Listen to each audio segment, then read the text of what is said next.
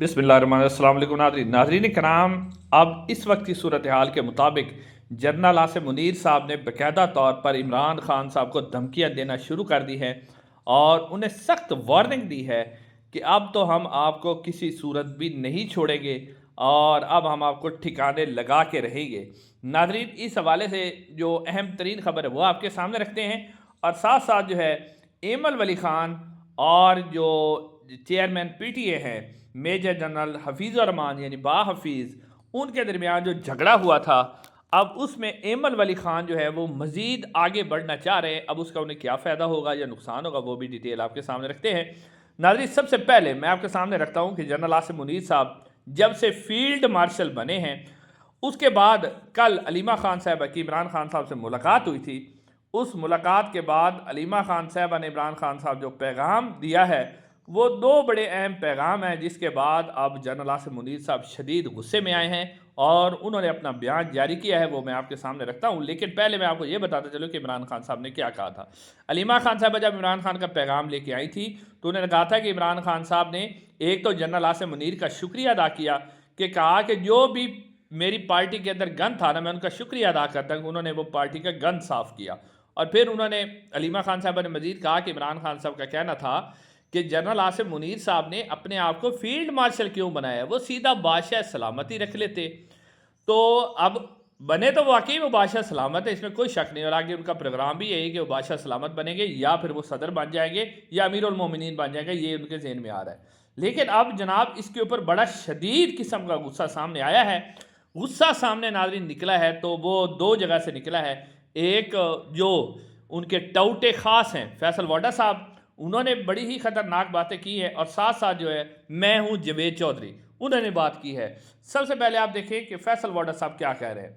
नाज़रीन, फैसल वाडा साहब कहते हैं कि इमरान खान साहब को ये बता दिया जाए कि वो अगर कह रहे हैं ना कि field marshal general Asim Munir साहब बादशाह हैं तो वो बादशाह ही हैं। और वो कहते हैं कि बादशाहत की कैद में कमरे बहुत छोटे होते हैं, ये इमरान खान को याद रखना चाहिए और ऐसे बचकाना बयान से बचने की कोशिश करनी चाहिए। अगर इनको लगता है कि ये बादशाहत है तो वो बादशाहत ही समझ ले, ये कह रहे हैं फैसल वाडा। और मजीद वो क्या कह रहे हैं वो भी आप देखें, आपको हैरानी होगी कि किस तरह गुस्सा भरा जा रहा है, कितने गुस्से में बादशाह सलामत आए हुए हैं। फैसल वाडा साहब कहते हैं कि इमरान खान साहब के लिए आगे मुश्किलात जो है वो मज़ीद बढ़ती हुई नज़र आ रही हैं। फैसल वाडा साहब कहते हैं कि मुझे तो फैज़ हमीद केस का फ़ैसला होता हुआ नज़र आ रहा है। जी हाँ नाज़रीन, जनरल फैज़ हमीद साहब का मिलिट्री ट्रायल किया जा रहा है, उस हवाले से कह रहे हैं फैसल वाडा साहब के फैज़ हमीद का मुझे फ़ैसला आ रहा है। और इस हवाले आपको बताता चले कि फैज़ हमीद के ऊपर जो मिलिट्री ट्रायल किया जा रहा है उसमें इमरान खान साहब के हवाले से बात की जा रही है कि इमरान खान साहब का भी बाद में, क्योंकि फैज़ हमीद साहब उसकी गवाही देंगे और इमरान खान का मिलिट्री ट्रायल होगा। लेकिन अब तक की इतलात के मुताबिक जनरल फैज़ हमीद साहब ने वाज़े तौर पर इमरान खान साहब के खिलाफ गवाही देने से इनकार किया है और वो उनको कोई डर भी नहीं है। वो कहते हैं आपने जो मिलिट्री ट्रायल करना है वो करें। लेकिन अब फैसल वाडा साहब उन्हें फैज़ हमीद के केस से भी डरा रहे हैं और साथ उन्होंने एक और बात की कि मुझे तो जनाब अरशद शरीफ का केस भी खुलता हुआ नज़र आ रहा है। अब अरशद शरीफ के केस के मुतल्लिक भी फैसल वाडा साहब क्यों कह रहे हैं, क्योंकि जब अरशद शरीफ पाकिस्तान से गए थे तो उनके मुतल्लिक खबरें ये फैलाई जा रही है इस्टेब्लिशमेंट की तरफ से कि जो उन्होंने मुराद सईद और पीटीआई ने उनको भगाया था, तो लिहाजा सोने राणा सनाउल्लाह साहब ने कहा था कि सोने का मसला है, तो जनाब ये तो सोने की स्मगलिंग का मसला था। उसमें ARY के सलमान इकबाल भी मुलव्वस थे, तो उन इमरान खान, सलमान इकबाल, ARY उन्होंने इसको कत्ल करवाया। हालांकि अभी आपने देखा कि सलमान इकबाल साहब आपको ग्राउंड में नज़र आए, वो बैठे हुए थे जनाब से मुनीर साहब के साथ, तो फिर उस वक्त इनकी किधर गई थी ये सारी बातें। फैसल वाडा साहब इस वक्त वाज़े तौर पर जो है इमरान खान साहब को डरा रहे हैं, धमका रहे हैं और ये धमकियाँ डायरेक्ट आर्मी चीफ की तरफ से दी जा रही है। फिर यहीं पर बात नहीं रुकी, अब ये तो बात की फैसल वाडा साहब ने।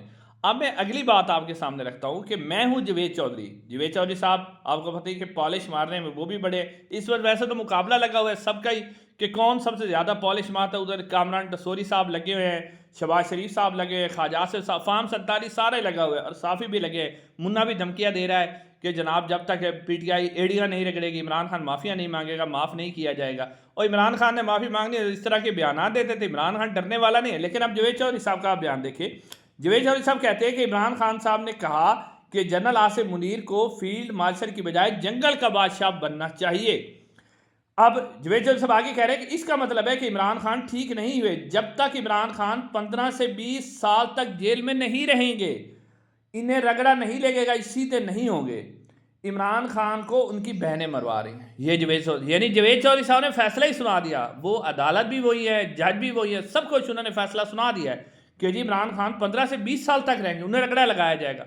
ओ भाई रगड़ा किसको लगाओगे? उसने रगड़ा खाना होता, 2 साल आप रगड़ा लगाते रहे हो तो आप कुछ नहीं कर सके। अब ये क्यों घबरा रहे हैं उसकी वजह भी मैं आपके सामने रखता हूँ। ये मैं एक आपके सामने बयान रख रहा हूँ नजम सेठी साहब का, जिससे 2 बयान मैं आपके सामने, पहले आप नजम सेठी का बयान देखेंगे क्यों घबरा रहे हैं, और उसके बाद जो बयान है उसका मदर जो सीनियर साफ़ी मदर अब्बास उनका। अब नजम सेठी साहब कह रहे हैं कि इमरान खान कभी भी डील करके मुल्क से बाहर नहीं जाएंगे, क्योंकि इमरान खान के साथ एक बाशऊर जज्बे से भरपूर कौम और सोशल मीडिया की ताकत खड़ी है जो नवाज शरीफ साहब के पास कभी भी ना थी। ये इन चीज़ों से डरते हैं। ये नजम सेठी साहब ये बात कहते बाकी और बाकी ऐसा ही है। अब अगला बयान देखिए मदर अब्बास क्या कह रहे हैं। इस्टेब्लिशमेंट के अंदर से बहुत बड़ा हिस्सा ये समझता है कि इमरान खान एंटी इस्टेब्लिशमेंट नहीं है। इमरान खान इस्टेब्लिशमेंट से इसलिए नाराज है कि इस्टेब्लिशमेंट नून लीग और पीपल्स पार्टी के साथ कंप्रोमाइज़ किया। नाज़रीन, एक तो आर्मी चीफ साहब ने ये बयानिया बनाया था कि पूरी जनाब फौज इमरान खान के खिलाफ है और इमरान खान एंटी इस्टेब्लिशमेंट है, लेकिन अब मदर अब्बास ये कह रहे हैं कि ये जो एंटी इस्टेब्लिशमेंट का बयानिया आर्मी चीफ ने बनाया था वो नाकाम हो गया है, क्योंकि अभी पाक भारत जंग के दौरान इमरान खान जिस तरह बोले हैं सबको पता चल गया कि इमरान खान किसके साथ खड़ा है। नवाज शरीफ साहब की खामोशी, अब फौज के अंदर से भी ये बात वाज़ेह हो गई है कि इमरान खान एंटी इस्टेब्लिशमेंट नहीं है, इसलिए घबराए हुए और धमकियां दे रहे हैं। अब नाज़रीन, जो मामला बना था आपके सामने रखना है एमन वली खान साहब।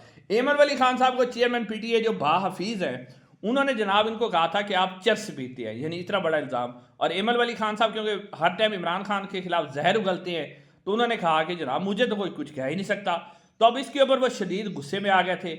और अब वहाँ तो वैसे चेयरमैन पीटीए ने उनसे माजरत कर ली थी। वैसे तो इमन वली खान साहब ये किया तो उन्होंने चेयरमैन पीटीए ने गलत है, क्योंकि हमेशा से जो मिलिट्री अफसरान है वो सिविल नुमाइंदों को कुछ भी नहीं समझते, अपने जूते के बराबर रखते हैं। लेकिन अब सूरत हाल ये है कि एमन वली खान साहब से उन्होंने माफ़ी मांग ली थी, तो एमन वली खान साहब को माफ़ी उनकी कबूल कर लेनी चाहिए थी, लेकिन एमन वली खान डटे हुए हैं और वो अब कह रहे हैं जी कि मैं इनको ओहदे से हटवाऊंगा, हर सूरत में मैं इनको ओहदे से हटाऊंगा। और एमन वली खान ये जो कदम ले रहे हैं ना, ये बहुत ही गलत कदम है। उसकी वजह नाज़रीन कराम ये है कि कभी भी किसी आप फौज के अफसर को किसी भी ओहदे से नहीं हटवा सकते, क्योंकि फौज अपने अफसर के साथ खड़ी हुई है।